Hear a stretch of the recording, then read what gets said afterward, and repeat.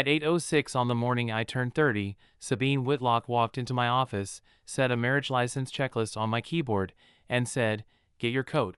I stared at the paper, then at her. "Happy birthday to me? Your appointment is at 9. "What appointment?" Sabine looked down at the checklist as if the answer were printed in 12-point font and my failure to read it had become a character problem. "Marriage license." I laughed. She didn't. That was when I became concerned.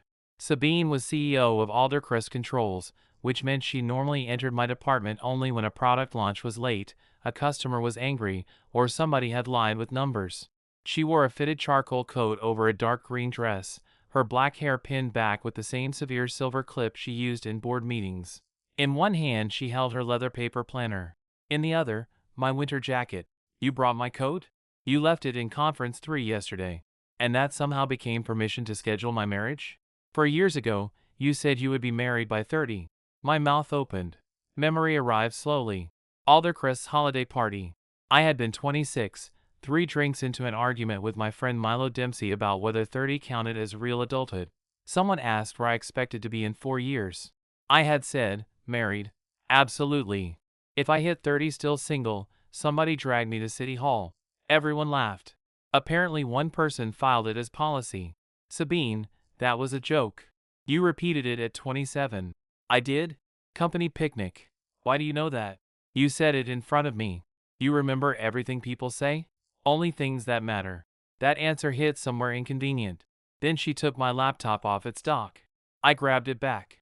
"What are you doing? Making you leave. You cannot kidnap an employee into matrimony." "I am not kidnapping you. You're holding my coat. You'll be cold." She extended it toward me. Around us, the open office had gone suspiciously quiet. People were still typing, but nobody's fingers appeared connected to actual work. Milo stood near the printer with a coffee halfway to his mouth. He looked delighted. "Tyler," he said, "I think you should hear her out." "You knew?" "I knew she asked whether you had morning meetings." "Traitor." Sabine handed me the coat. City Hall closes for ceremonies earlier than the clerk's office. I stared at her. "You researched this?" "Yes." "You made an appointment?" "Yes." "For both of us?" "Yes." "Without asking me?" A flicker crossed her face. The first crack. "Yes." I put on the coat. Not because I had agreed to marriage. Because if I was going to explain consent to my CEO on my 30th birthday, I preferred to do it somewhere without 40 coworkers pretending not to listen. Sabine turned toward the elevators. I followed. The second the doors closed, I said, "You understand I can say no." She looked at me. "Yes." "Then why are we going?" "Because you might say yes." That was so unreasonable it almost circled back to impressive. The Denver City and County building was less than 10 minutes away. Sabine had a car waiting. Of course she did. During the drive, she opened her paper planner. I caught a glimpse of today's date. Tyler, 30. Written in dark red ink. A box around it. "You put my birthday in your planner?" 4 years ago. 4 years? Yes. Sabine, that is not making you sound less insane. I did not claim sanity. I turned toward the window because smiling would encourage her. At City Hall, she moved through security with the purposeful stride of a woman arriving to close an acquisition. I had to catch her sleeve near the clerk's office. "Slow down. We have 6 minutes. That is not a reason to sprint into marriage."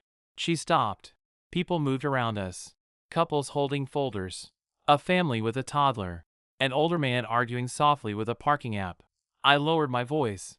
"What exactly do you think happens when we reach the counter?" "We apply. And then? If you still want to proceed, we marry." "If?" Sabine's expression shifted. "I know what consent means, Tyler.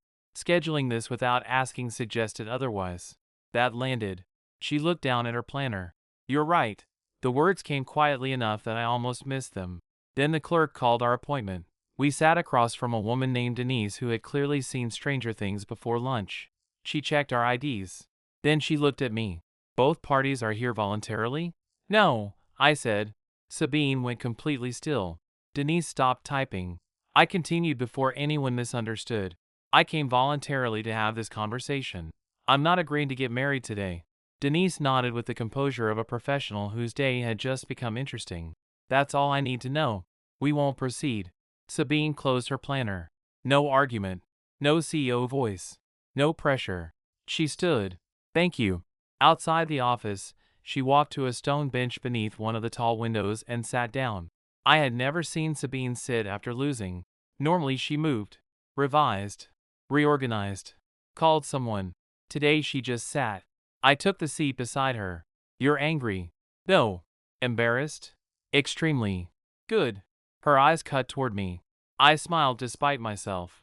Then she noticed something in my expression. You're not only saying no because of the way I asked. No. The line between her brows deepened. What changed? I looked at the birthday she had boxed and read 4 years ago. 30 stopped being the deadline. For marriage? For the life I thought I was supposed to have. Sabine waited. I had planned to tell Aldercrest the following week. Apparently today was already ruined enough for honesty. I'm leaving the company at the end of next month. She did not react. That was wrong. Sabine reacted to everything, even when the reaction was only a tighter jaw or one finger pressing against her watchband. You knew, I said. Yes. I turned toward her. How? Your resignation reached executive review Friday. I submitted it to Milo yesterday afternoon. He forwarded the transition notice. And? I approved the release this morning. That surprised me more than City Hall. No counteroffer? No. Why? Sabine looked straight ahead. Because you are not leaving for another company. I waited. She had read the paperwork. Of course she had. You completed your alternative teaching license, she said. Westbridge High hired you to teach physics starting in January. Yes. You've been working toward it for 11 months. Yes. Her hands folded around the planner. Then she said the sentence I was least prepared for. I knew you were changing your entire life, Tyler. Her gaze came back to mine. I still wanted to marry you. Teaching had started with a broken catapult. Not a real medieval one. A tabletop projectile launcher at a neighborhood youth center where I volunteered twice a month. A 16-year-old named Jace Moreno had been trying to calculate range while the spring mechanism slipped every third launch. I fixed the clamp, then stayed to help him figure out why his numbers were wrong. 2 hours disappeared. That night I went home thinking about the look on Jace's face when the equation stopped being ink and became something he could actually predict. I had spent 8 years at Aldercrest building control systems for commercial heating and cooling equipment. I liked engineering. I liked failure analysis. I even liked the strange satisfaction of finding the single bad assumption hidden in 50 pages of test data. What I did not like anymore was how little of my life I could picture outside the next product cycle. At 29, I enrolled in an evening alternative licensure program. At 29 and a half, I started classroom observations. 3 weeks before my 30th birthday, Westbridge High offered me a physics position beginning after winter break. None of it had happened because I hated Aldercrest. That distinction seemed to bother Sabine more than if I had simply been angry. We left City Hall and walked 3 blocks before she spoke. You never told me. I didn't tell most people until the offer was final. You told Milo. He's my manager. I am the CEO. That is not a higher level of personal intimacy. She stopped on the sidewalk. People flowed around us. A delivery cyclist rang a bell at somebody who deserved it. Sabine looked at me with the same concentration she used during technical reviews. You think I confuse access with closeness? Sometimes. Her mouth tightened. Fair hit. Then she asked, why teaching? I had expected a harder question. Why leave? Why now? Why take less money? Instead, she asked the right one.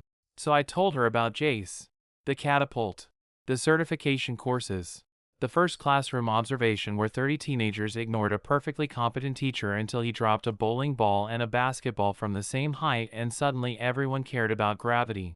Sabine listened without interrupting. When I finished, she said, "You'll be good." That sounded suspiciously supportive. I am capable of supporting decisions I dislike. Why do you dislike it? Because you won't be at Aldercrest. There was the honest version. We reached a coffee shop. Sabine glanced through the window. Do you have another birthday appointment I don't know about? No. Then coffee. That sounded like an order. She corrected herself. Would you have coffee with me? Better.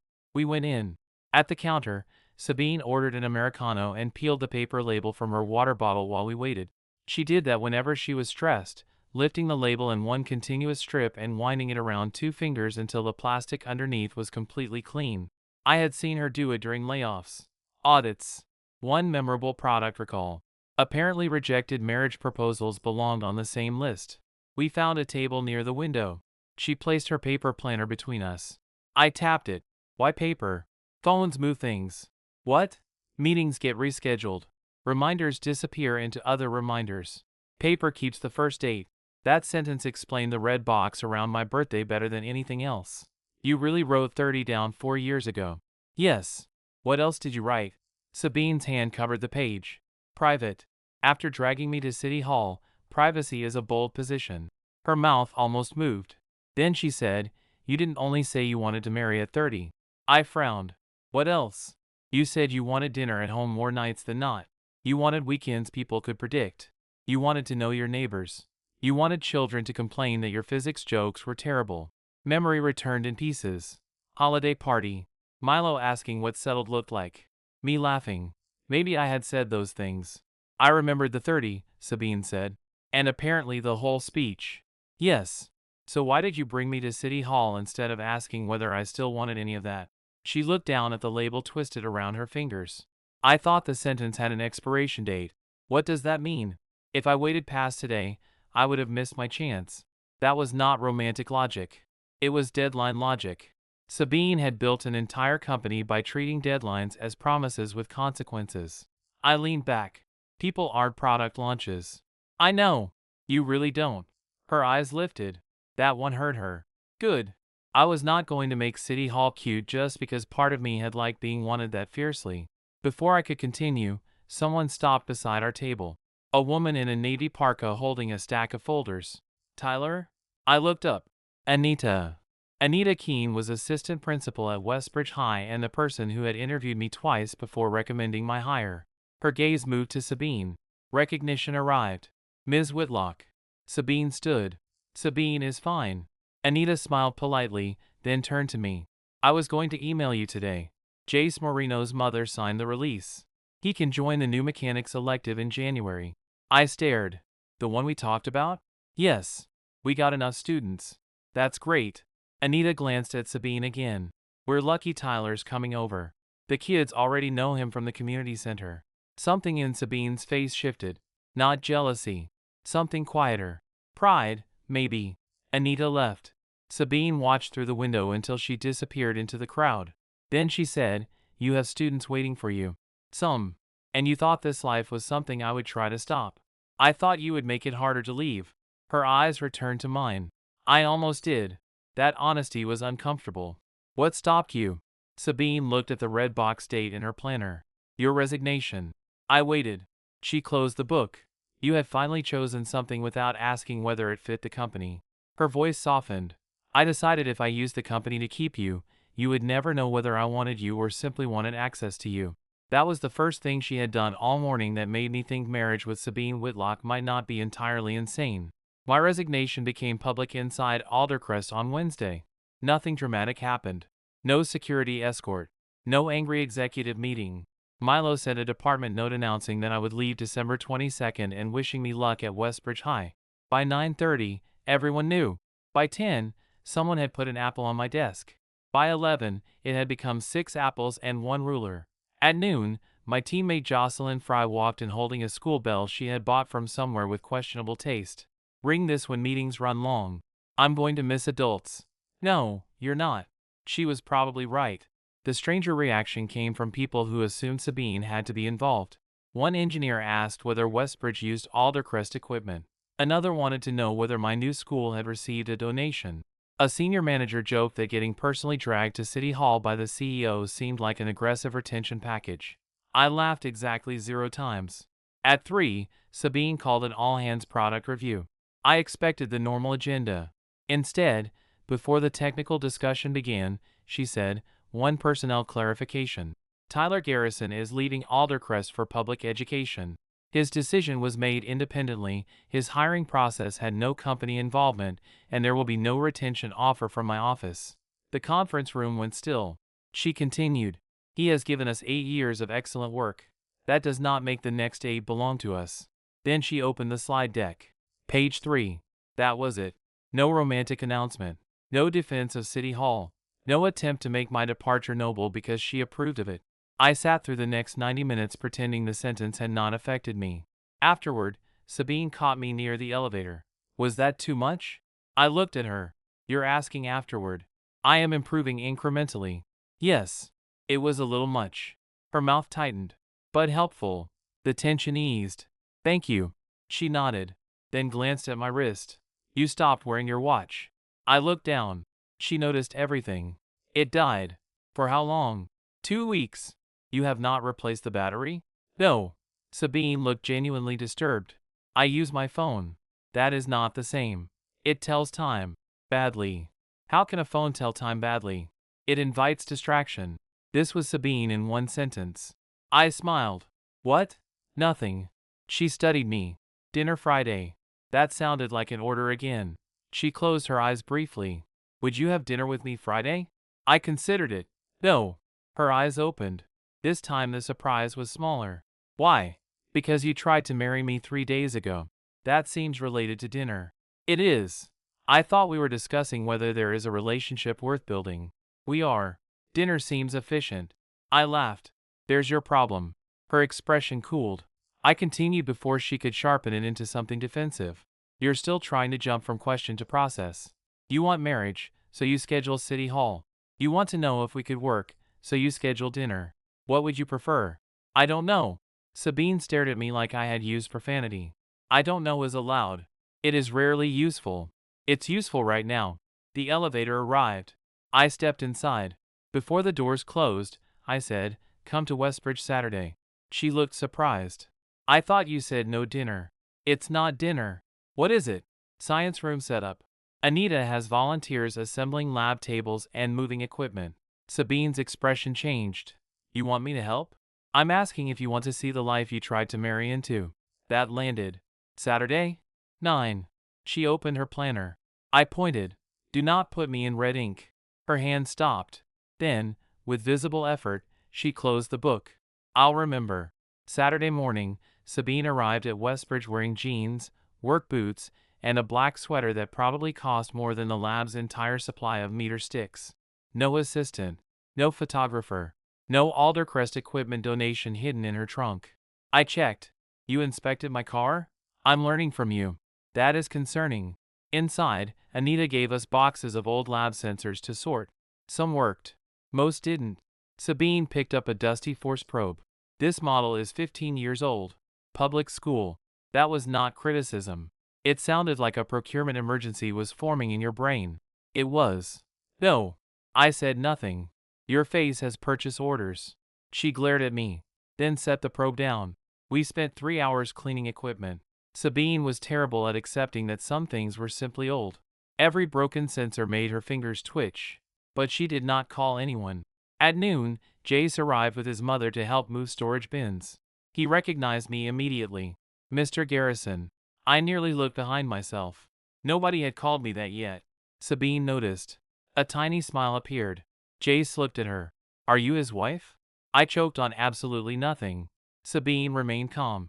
No. Jace looked disappointed. Girlfriend? No. Boss?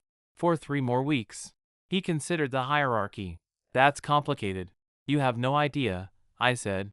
Jace grabbed a box and headed toward storage. Sabine watched him go. Then she looked around the scratch tables, old sensors, hand-drawn safety posters, and 20-year-old cabinets. You really want this? Yes. She nodded slowly. For the first time since my birthday, I think she understood that leaving Aldercrest was not the obstacle between us. It was part of the man she had been asking to marry. Sabine lasted 4 days before asking me to dinner again. I said yes. Not because she wore me down. Because by then I wanted to. We met at a neighborhood Italian place near my apartment where the tables were close together and nobody knew who she was. Sabine arrived 7 minutes early and spent those 7 minutes sitting at the bar without texting me to ask whether I had been struck by a vehicle. Growth. We ordered pasta. She refused wine because she had an early investor call. I ordered 1 glass specifically because I did not. You're pleased with yourself, she said. Deeply. Why? I'm about to become a teacher. I need simple victories. She peeled the label from her sparkling water bottle. 1 clean strip. I watched. You're nervous. No. You only do that when you're stressed. Her fingers stopped. I do it when labels are badly adhered. Sabine. She sighed. Yes. About what? She placed the strip on the table. Your 26-year-old speech. I frowned. What about it? I remembered something wrong. That got my attention. Sabine opened her handbag and removed a folded sheet of paper. Not a contract. An old restaurant receipt. The paper had faded almost white. Across the back were 5 names and several numbers written in blue ink. What is that? The bill from the holiday party after party. I stared. You kept a 4-year-old dinner receipt? I wrote something on it. She turned it around. Under the total, in handwriting I recognized as hers. Tyler, married by 30. Dinner home. Weekends. Neighbors. Kids. Stop living at work. I read it twice. Then looked at her. You took notes on my drunk life plan? You were not drunk. I was emotionally hydrated. You had 2 beers. Why write it down? Sabine looked almost embarrassed. Because you asked me mine. Memory clicked. After Milo and the others left, Sabine and I had stayed in the restaurant waiting for separate rides. I had asked where she wanted to be at 34. She had said something like CEO. I told her that was a job title, not a life. The old embarrassment on her face now matched the woman I remembered. What did you tell me? I asked. You said I was terrible at wanting things. That sounded like me. You were probably right. Sabine looked at the receipt. I wrote down your answer because it sounded impossible to me. Marriage? The whole thing. That changed the conversation. What did you think I meant? That you wanted a schedule. I almost laughed. Of course she did. Home dinners. Weekends. Children. 30. It sounded like milestones. It wasn't. I know that now. I leaned back. What was it? I remembered more as I spoke. My dad worked nights most of my childhood. My mom worked mornings. They loved each other, but our family calendar looked like an airport departure board. We ate together maybe twice a week. Sabine listened. I think I was saying I wanted a life where work didn't get first refusal on every hour. The label strip between her fingers stopped moving. And I heard 30. You heard the part with the date. Yes. Something about her expression made me gentler. Why does the date matter so much? For once, Sabine did not answer immediately. Then she folded the old receipt along a line that had been folded many times before. My mother and father owned a small printing company together. I knew the company. Whitlock Press had been sold when Sabine was in college. They were together 17 years, she continued. Engaged for 11. 11? My father always said they would marry when business stabilized. Then after the next lease. Then after a loan was repaid. Then after the new press arrived. What did your mother say? At first, she agreed. Sabine looked toward the window. Then one year she stopped asking. I could already guess. When I was 16, my father finally booked the courthouse. He printed invitations himself. What happened? My mother told him she didn't want to marry anymore. I said nothing. They stayed together another year. Then she left. No villain. No betrayal. Just time doing what time does when people mistake delay for neutrality. Sabine smoothed the faded receipt. My father spent the next decade insisting she had changed suddenly. She hadn't. No. Her eyes lifted to mine. So when you said 30, I believed the date mattered because dates were the difference between intention and postponement. That was the first time I understood City Hall from inside her head. Not reasonable, but understandable. You waited 4 years. Yes. Why? A strange look crossed her face. Because I thought asking before your deadline would be interfering. I stared. You thought dragging me to City Hall on my birthday was less interfering? I can see the flaw now. I laughed so loudly the couple at the next table looked over. Sabine waited with as much dignity as possible. When I finally stopped, she said, I believed if you reached 30 single, the condition you had stated was met. You turned a joke into a procurement trigger. That is an ugly way to phrase it. It is also accurate. Her mouth twitched. Then I touched the old receipt. You remembered the wrong thing. Yes. The date wasn't the promise. No. The life was. Sabine looked at me for a long moment. Then she said, and I don't know whether my life fits it. There was no defense in the sentence. No CEO certainty. That honesty mattered more than City Hall ever could. I discovered Sabine technically lived at Aldercrest. Not in a metaphorical workaholic way. Literally. Aldercrest's headquarters occupied a converted industrial complex near downtown. When the company moved in 6 years earlier, the top floor of the smaller adjoining building had been renovated into 2 furnished executive apartments for visiting partners. Sabine had taken one temporarily during construction on her condo. 5 years later, she was still there. I found out because a snowstorm shut down half the city on a Thursday and Milo told me, don't worry about Sabine. She only has to cross the courtyard to get home. I thought he was joking. He wasn't. The next day, I confronted her. You live at headquarters? Sabine looked up from a supplier report. Adjacent to headquarters. There is a glass walkway between your bedroom and accounting. It does not lead directly to my bedroom. That is not the defense you think it is. She put down the report. My housing arrangement is practical.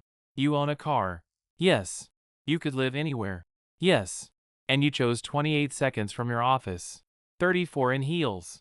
I stared at her. She almost smiled. Then I remembered the receipt. Dinner home. Weekends. Stop living at work. You really didn't understand my 26-year-old speech at all. The humor left her face. No. I sat across from her desk. Do you like living there? It is convenient. That was not the question. Sabine looked toward the windows. I don't dislike it. Do you cook? There is a kitchen. That is also not an answer. Sometimes. How often? She peeled the label off a water bottle. I laughed. That bad? I order food. Every night? Most. What do you do on weekends? Work. Read.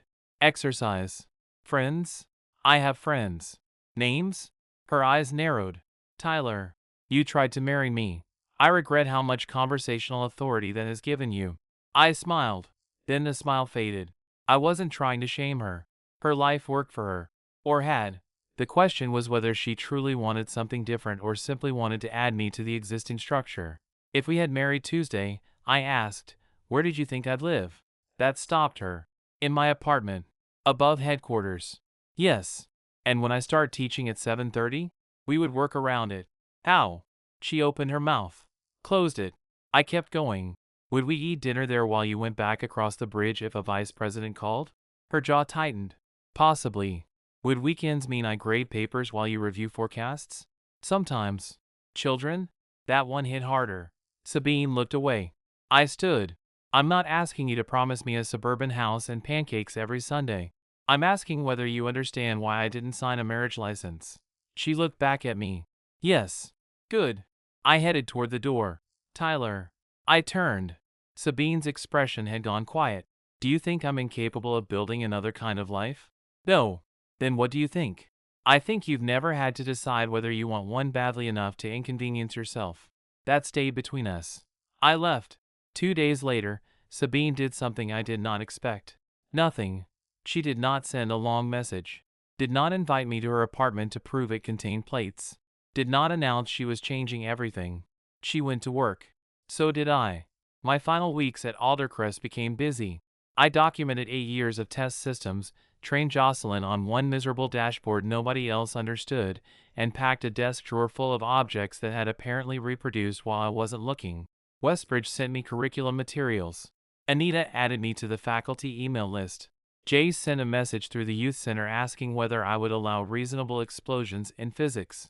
I told him reasonable explosions were an advanced unit. On Sunday evening, Sabine called. Not texted.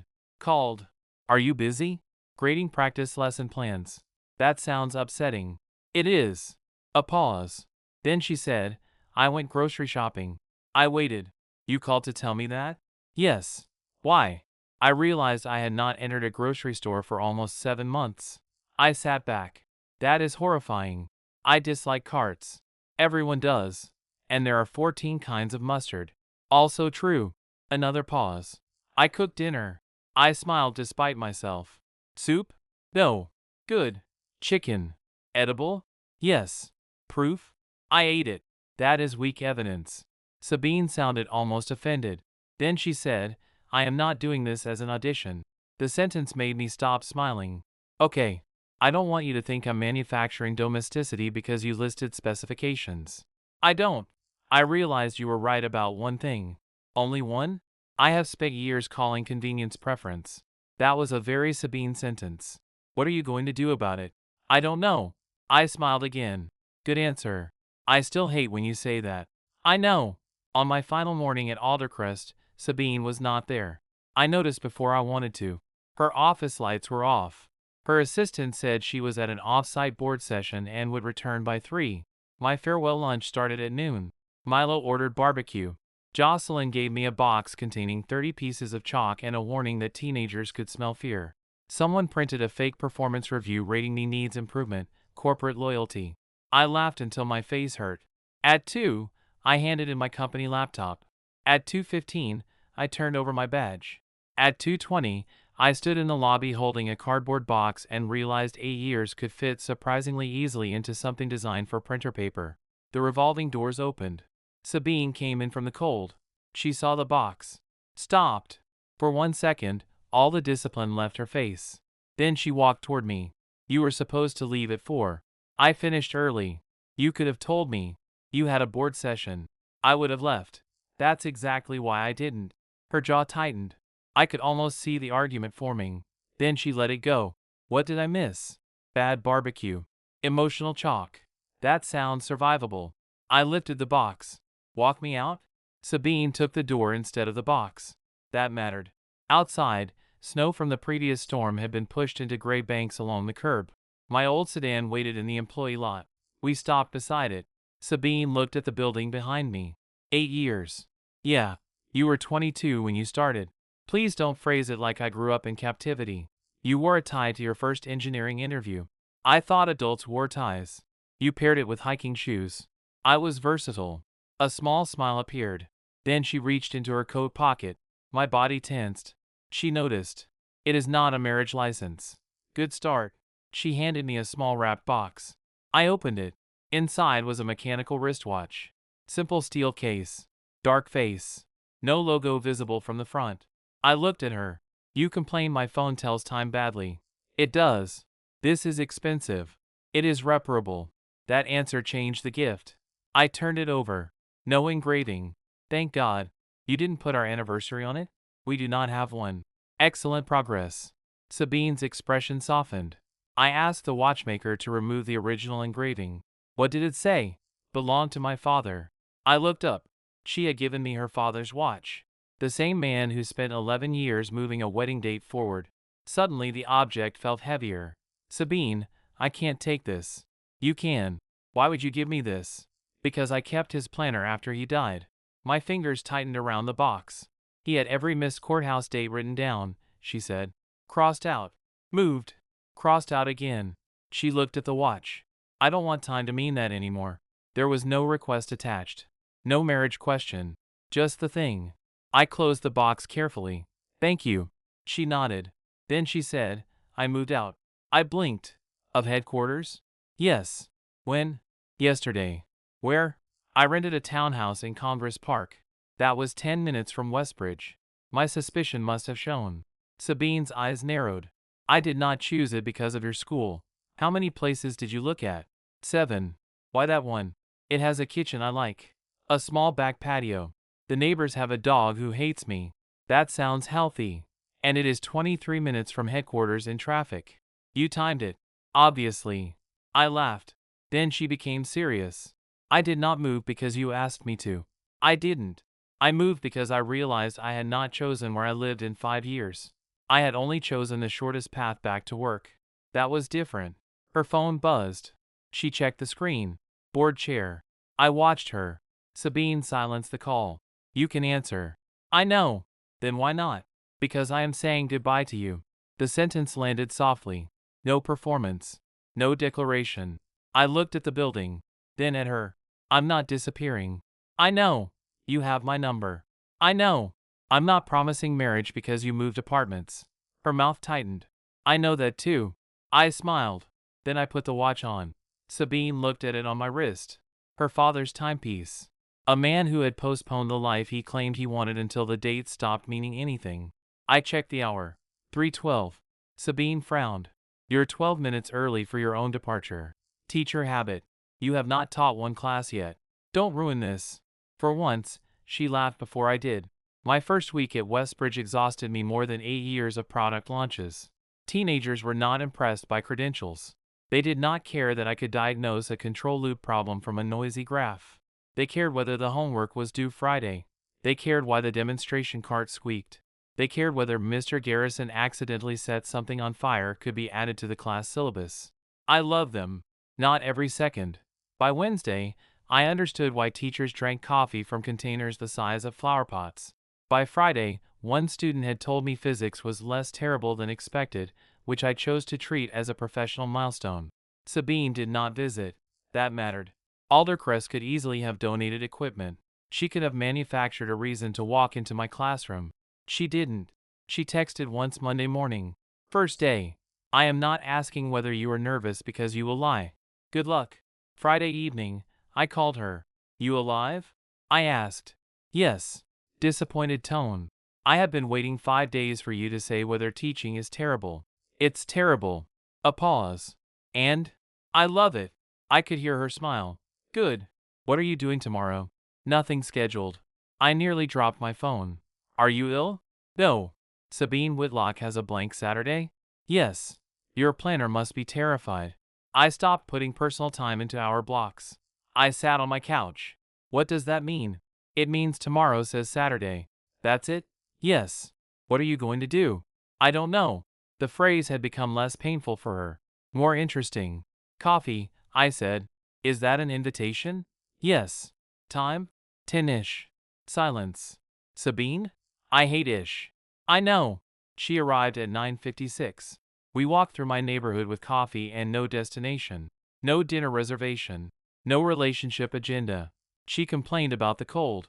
I showed her the tiny used bookstore I liked. She bought a paperback and did not ask whether I had read it first. At noon, we ended up in a diner because we were hungry. Normal. Almost suspiciously normal. Sabine took out her planner while we waited for burgers. I raised an eyebrow. I thought we were trying a blank Saturday. I need to show you something. She opened to my birthday. The red box was still there. Tyler, 30. Underneath, in black ink, she had added one line. Wrong deadline.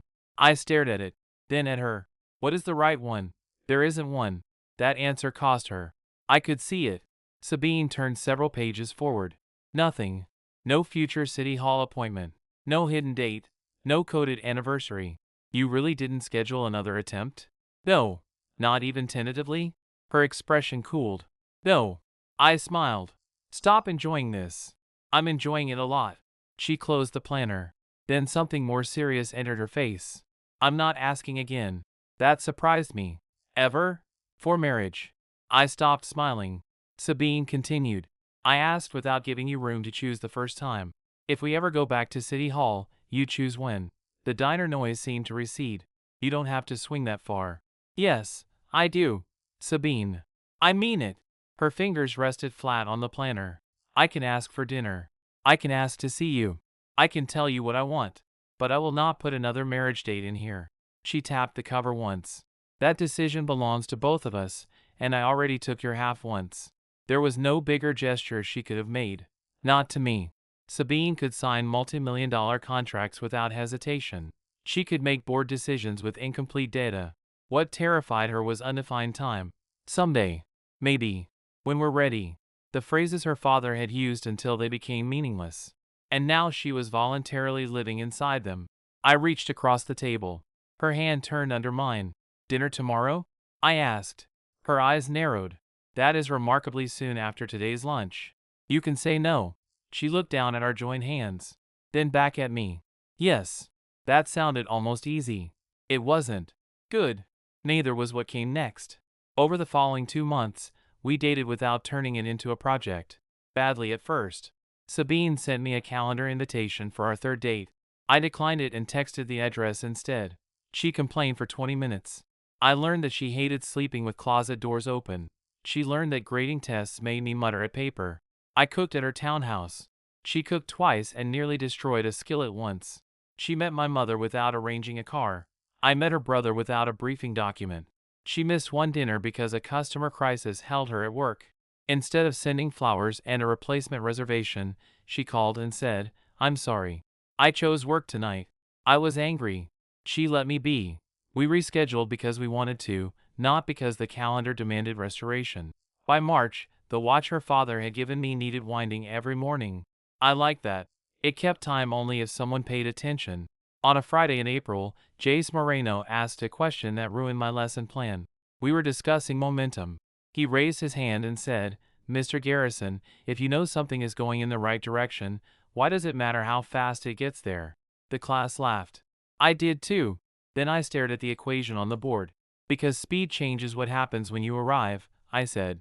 Jace nodded like that settled physics. It unsettled everything else. That afternoon, I sat alone in my classroom after the final bell. Sunlight fell across scarred lab tables. My father's old watch, Sabine's father's watch, now mine, ticked quietly on my wrist. 4 months earlier, I had turned 30 believing the most important thing I could do was stop living according to a deadline I had invented at 26. I had been right. What I had not understood was that rejecting a deadline did not mean refusing a decision. Sometimes waiting became its own hiding place.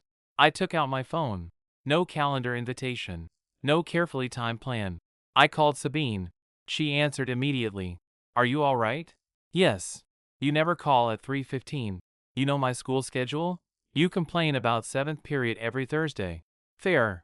I looked at the empty classroom. What are you doing Monday morning? A pause. Board audit at 8. Supplier review at 11. Between? Why? Can you be at City Hall at 9:30? Silence. Complete silence. I checked the screen to make sure the call hadn't dropped. Sabine? Her voice came back quieter. Tyler. Yeah? Do not make this joke. I'm not. Another silence. Then, because she had learned to ask instead of complete my answers, she said, Why do you want me there? I smiled. To marry me. Nothing. Then I heard a sharp breath. You're sure? Yes. You are not turning 30. Still 30. Haven't upgraded yet. This is not funny. I'm a physics teacher. My humor options are limited. Tyler. I leaned back against my desk. I want dinner at home more nights than not. I want weekends we sometimes ruin with work and sometimes don't. I want to know the neighbors. I want kids someday, if we're lucky, who think my physics jokes are terrible. Sabine said nothing. I still want the life around that sentence. My throat tightened. And now I want you in it. When she finally answered, her voice had lost every trace of the Ice Queen. Yes. I laughed softly. That was fast. I have been waiting 4 years. Fair. Monday morning, Sabine arrived at the Denver City and County building at 9:18, 12 minutes early. She wore a simple navy dress under the black coat I had seen 100 times. No board members. No assistant. No photographer. She carried her paper planner. I pointed at it. You scheduled me. No. She opened it. Monday contained 3 items. Board audit. Supplier review. And between them, blank white paper. Nothing at 9:30. I looked at her. You left it empty. You said I wasn't allowed to choose the date. Something warm tightened behind my ribs. So you came without writing it down? Yes. Does that hurt? Profoundly. I laughed. Then I took her hand. This time, I was the one who led us through security. I was the one who checked us in. I was the one who carried the paperwork. At the clerk's counter, we found ourselves facing a different woman than the one from my birthday. She reviewed our identification and looked up. You're both here voluntarily? Sabine's fingers tightened around mine. I answered first. Yes. The word felt nothing like it had 4 months earlier. The marriage itself was small. No aisle. No dramatic vows. Just us, a clerk, 2 rings we had chosen together the previous week, and one weekday morning neither of us had turned into a corporate event. When it was done, Sabine looked down at the ring on her hand as if reality had surprised her. You okay? I asked. No. I smiled. Bad no? She shook her head. I don't know what to do next. That might have been the sweetest sentence she had ever said. I lifted her planner from where she had left it on the counter. May I? Sabine eyed me suspiciously. What are you doing? Trust exercise. She handed me her pen. I opened to Monday. The space at 9:30 was still blank. I could have written marriage. Could have written wedding. Could have boxed the date in red and turned it into the kind of milestone she had spent her life trusting. Instead, I wrote, went somewhere together. Sabine read it. Her eyes went shiny. You are impossible. You proposed first. You refused. Excellent judgment. She laughed and leaned into me. Outside, Denver was bright and cold, commuters moving past the steps with no idea that 4 months earlier Sabine Whitlock had dragged me into the same building because she believed a date could force a life to arrive on time. This time she had left the page blank. I chose the hour. We walked down the steps hand in hand, with no red box around what came next. That's all for today. Remember to subscribe and support us.